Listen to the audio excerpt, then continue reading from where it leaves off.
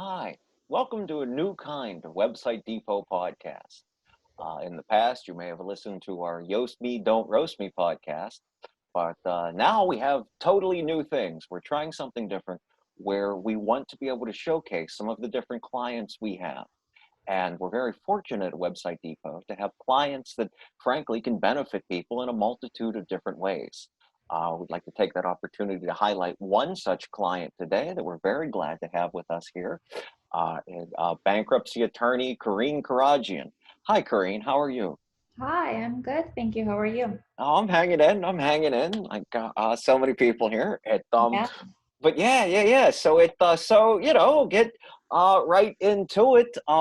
If you could tell us a little bit about yourself and what you do. So I'm a consumer bankruptcy attorney. I file Chapter 7 and Chapter 13 cases for debtors. I represent only debtors. I don't represent creditors. And I also do debt settlement in situations where bankruptcy does not make sense or will be too expensive, or people have assets that I cannot protect in a bankruptcy. I also do a lot of mediations, mostly employment law, personal injury, and business disputes.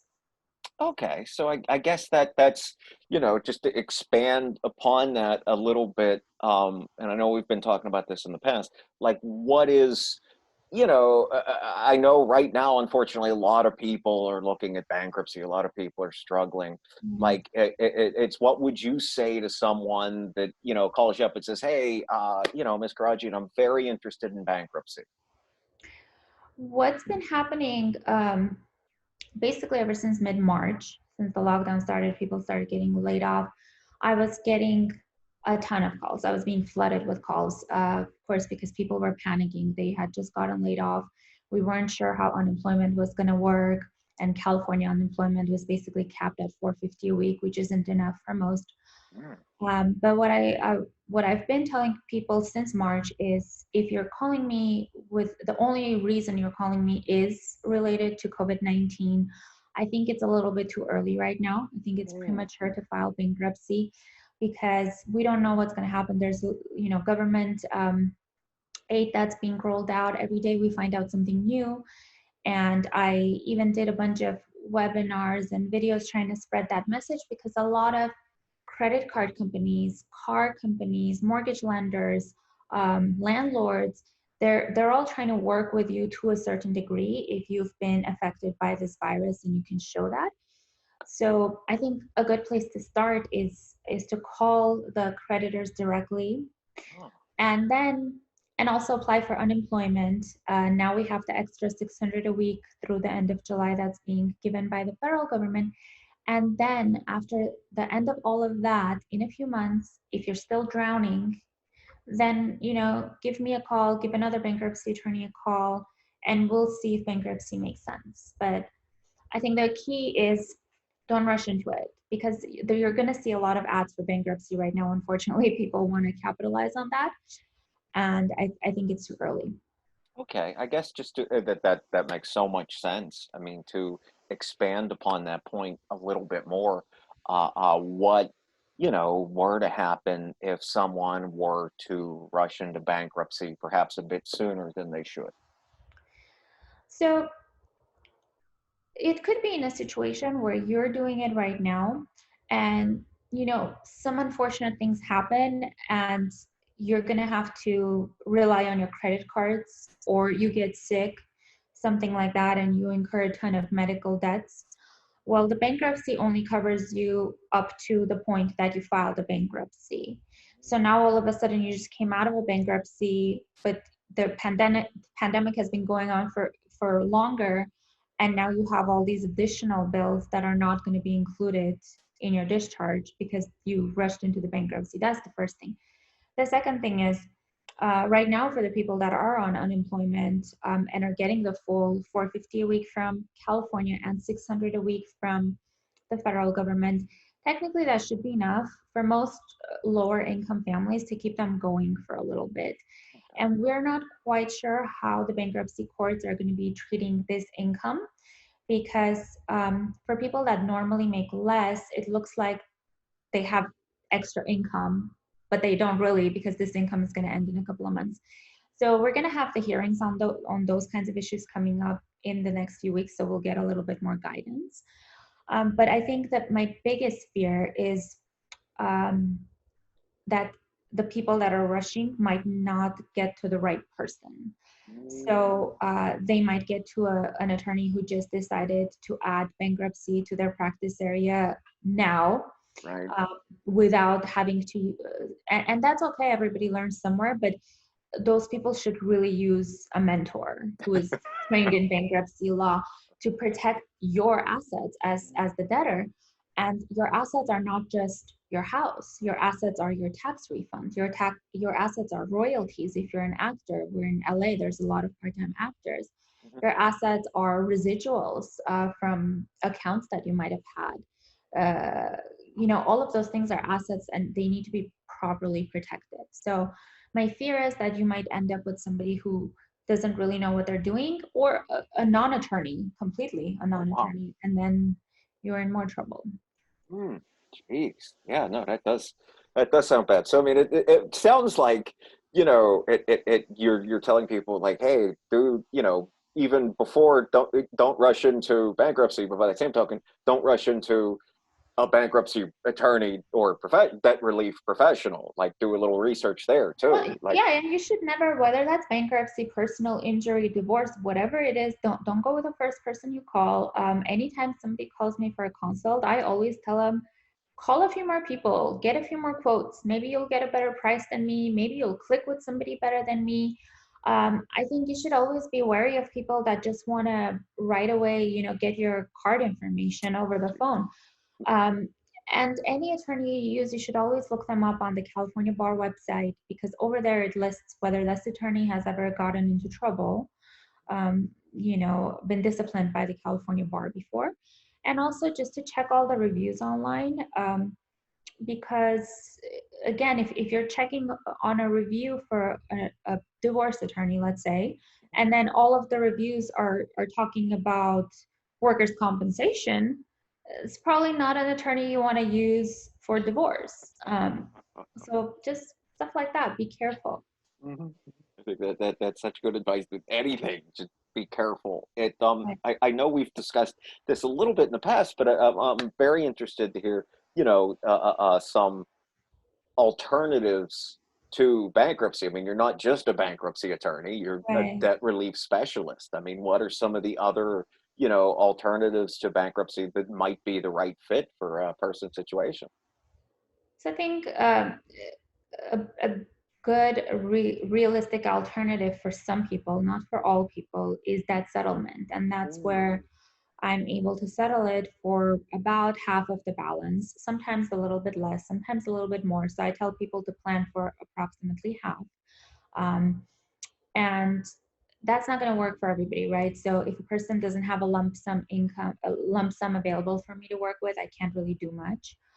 Or if a person can't afford it. But my typical debt settlement clients, they make too much money to qualify for a Chapter 7. They just had some sort of rough period in their life, right? And then that's passed, and now they're kind of rebuilding. But they don't want to pay full everything, because there's the interests are high, the penalties, all of that. So, or another scenario with a debt settlement client is they have assets that I can't protect. So in California, generally we can protect about 75,000 of equity in a home for a single person, about 100,000 as a married couple, and 175,000 for those who are elderly or disabled. So let's say you call me and your house has $300,000 equity. There's no way I can protect that in a Chapter 7. And if your credit card debt is about 100,000, let's say, if I put you in a Chapter 13, you have to pay back all of it, plus my attorney fees, plus Chapter 13 trustee fees. The only benefit is you have a 5-year repayment plan. But on the flip side, if you're in a situation where that was just a rough patch and now you have some lump sum available, or your family, friends, whoever can help you out, then it makes much more sense for us to settle it. And then we can settle it for about 40 to 50,000. And you're done with it in 6 to 12 months. And you don't have to deal with a bankruptcy. You don't have to deal with a court. it's a lot more informal. Oh, I mean yeah, no, that's very thorough. That makes a lot of sense. I guess to clarify some of who your clients typically are. I mean, it just in the time we've been sitting here today, you've mentioned, like you said, some of your higher end clients, but you've also mentioned that you've worked some with maybe some folks with not quite as much income too. I mean, is there like who should, if someone watching this, like who should reach out to you, maybe is like a kind of broader strokes kind of thing. I think it's literally all across the spectrum. So because my main office is in Van Nuys, and the typical clients I have in Van Nuys are Chapter 7, no asset or very little asset, lower income. They're almost always below the means test, and the means test is what's used to qualify people. It uses the average for a California household of your size. And then I also have satellite offices in Glendale and in Irvine. In Glendale, I would say it's a mix, my clients. And in Irvine, almost, I would say like 80% of the callers in Irvine are making too much to qualify for a Chapter 7 or have houses with a lot of equity. So the vast majority of my Orange County clients are debt settlement or Chapter 13. In most of those cases, a settlement is cheaper for them than a 13. Hmm, But a okay. 13 has some advantages. Like, let's say if you're behind on your mortgage and you were denied a loan modification, a Chapter 13 essentially forces your mortgage lender to cooperate and accept your mortgage arrears over 5 years. So I think a trend we're going to be seeing a lot with everything that's going on right now, unfortunately, as more and more people have been requesting forbearances for their mortgages, they might have to end up in a Chapter 13 if they cannot catch up on those payments and if they get denied a loan mod, unless some government programs come in that force them to kind of cooperate with the people. Gotcha. Okay. And obviously, that's not the kind of thing that someone would necessarily be able to bet their assets on coming through for them. And I guess the one, just as we're talking here, one thing I'm so struck by is this. This is absolutely not the kind of thing that a regular person could just handle themselves. I mean, it absolutely requires a professional. Like, Uh, for the most part. So a bankruptcy, I would definitely not recommend that people do themselves or without an attorney. For settlements, it really depends, and it's a case by case situation. And I'm always very honest with people about that. So when they call me, if you're calling me and you only have one lawsuit, or it's not even at the point of a lawsuit, it's a collection letter, and it's like a $2,000-3,000 debt, something small, I'm gonna tell you honestly, I think this is something you can handle yourself. Give them a call, let them know that you've been considering bankruptcy, all of these things, and offer them a lump sum for a smaller amount. And the lump sum is usually a good incentive. Like, they just want to be done with you. They don't want to collect from you. They don't want to chase you for payments. So offer them a lump sum for about half, and usually you're able to do it yourself. Um, where it gets complicated is if you have 10, 12 accounts or more, that's going to take you a lot of time to try to settle that yourself. And in cases where you have larger accounts, especially, then the difference in what I can save you and what you can do yourself is probably enough to justify paying a lawyer for that, especially when they see that the letter is coming from a bankruptcy lawyer, and then they're afraid you might file bankruptcy, so they're more willing to work with us. okay. I guess what's so interesting to me during the conversation we've had here so today is that, and something that never would have occurred to me in a million years, is just to hear you talk about like, hey, there is an option here where you can simply just call the other people. Like early when you talked about, calling your creditors during, this pandemic, or just, calling the people, that's something that I mean, maybe I'm speaking for myself here, that never would have occurred to me. Like you could say a little bit more about that, because I find that utterly fascinating. The idea that you can just Yeah, and call that's and, why we're trying to spread this information out there. And I feel like I've been annoying people's feeds with all the like videos I'm putting out there, but it's like I'm trying to put this out there so you know what to do. And I'm appalled at how many people don't know, oh, geez. and so I get calls now. It's May, right? All Mhm. of this started in March, and now I'm getting calls from people who are like, oh well, we need to figure something out because we fell behind on our credit cards because of COVID. My husband was laid off.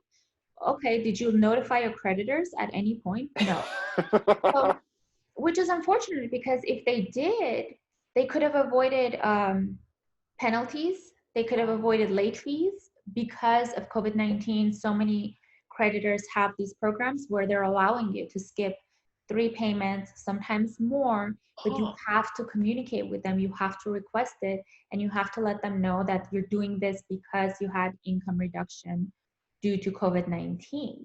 So had you just made this one phone call, or a lot of them now are just offering it online, like you just log on your app online. It would have taken you a little bit of time. Call volumes are obviously high right now, so there's high hold times, which is why so many of them are doing this online. But had you done that, now you wouldn't have had this negative reporting or had to deal with this. So it's really important to just get information out to consumers that you need to be proactive, and you need to know what rights you have, what programs are available, and not necessarily just sit back and then be faced with the situation.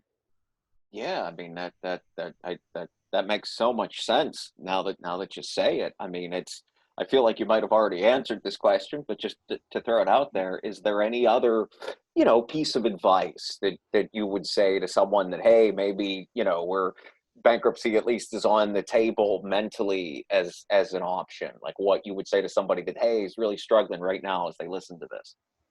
Well, I think that bankruptcy is not necessarily off the table for everybody. I'm telling people that if your sole reason is COVID-19, maybe hold off a little bit, and maybe in a few months you can see whether bankruptcy does make sense or it does not make sense in your situation.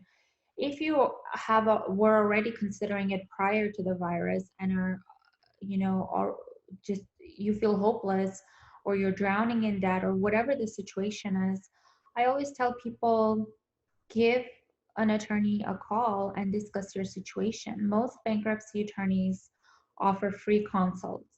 I offer free phone consults. I offer free Zoom consults. And so if you're dealing with an ethical attorney, my hope would be that the attorney is not just gonna try to, bring you in and retain you and rush you. My hope would be that they will tell you your options, and they will tell you whether they think a bankruptcy makes more sense, whether a settlement makes more sense, whether waiting makes more sense. Um, that's our job, kind of, to go over all of that and screen everything and let you know. So, and every now and then you get, I was discussing this at a webinar last week. I have 2 clients who I think are much better off in a bankruptcy, but they just have this taboo in their head and this moral kind of guilt. So they're holding on, and they're trying to see if they can borrow money from family and friends to instead settle it. And their credit is already negatively impacted because they have lawsuits, they have a bunch of stuff. So it's not like a bankruptcy is going to make it that much worse. But so those are the kinds of situations where, let's say, my fees would be significantly higher if I settled the debt for them, but I really think that they belong in a Chapter 7. So you got to just find an attorney that has an honest conversation with you about all of this and tells you what's best for you and not what's best for them and their wallet. No, I mean, luckily we have a lot of great attorneys who, by the way, do that. They don't just try to sign up business. We have a lot of good bankruptcy attorneys in LA and in OC. We have a good network. Well, I mean, I think that's interesting. That kind of ties in the entire theme of the conversation we've had, is that communication. I mean, Yeah. it's just reaching out to someone like you, or someone, or even your creditors, your debt. It's being proactive, and just kind of taking charge of what can be a very difficult situation. One last question I wanted to ask you, and again, maybe you've covered this, but it's something I've been thinking, just as we've been sitting here doing this. A couple times you've mentioned, if someone calls me and says, I'm thinking of bankruptcy, and you ask them, is it because of COVID-19? I guess I was curious about a little more clarification about that. Like, how does someone specifically know it's COVID-19? Is it like we were doing well before it happened? Yeah. Or okay. So it's a kind of situation where once I start asking them a few more questions, I notice that they're not behind on their credit cards at all. They've been able to make ends meet just fine. But they kind of just freaked out. So they got laid off. They didn't know what to do. And now I've even had maybe 3 people call me back, oddly enough, that I spoke to in March, that said, you know what, I'm glad I didn't do this because my unemployment kicked in and I'm okay. And I called my creditors, got a 3 month, hold on the payments, and I'm okay. So, will they be okay in a few months? We don't know. We don't know how everything is going to go down. But those are 3 people that could have, that avoided a bankruptcy because in those few weeks since we last spoke, the unemployment benefits that kicked in. We found out about the 600 a week extra. That's a lot. That's over 2,400 a month. So that kicked in, and they're okay. Yeah, no, I mean that makes so much sense. I mean, it's you put that's the kind of thing that's genuinely helping people. Is there any last thing you'd like to say to people? Where can they find you? How can they get in contact with you? Sure. So I'm pretty active online. You can find me probably most active on Facebook, and that's just my name, Karine Karadjian. I recently opened up an Instagram account, and I'm the Debt Fairy on there. And you can always just send me an email, Karine@kelawfirm.com, or give our office a call, or just go on the website. It's pretty easy to reach us. And I don't have typical office hours, so you could very well email me at midnight and get a response from me. So Okay, well, thank you. This has been great. I think that's a lot of good thank you. information that's really going to be able to help people. And thank you so much for coming on with us today, Karine. Thank you for having me. All right. Well, thank you so much. Well, on behalf of Website Depot and everyone else, my name is Greg Benevent signing off. Take it easy. Have a good night. Bye.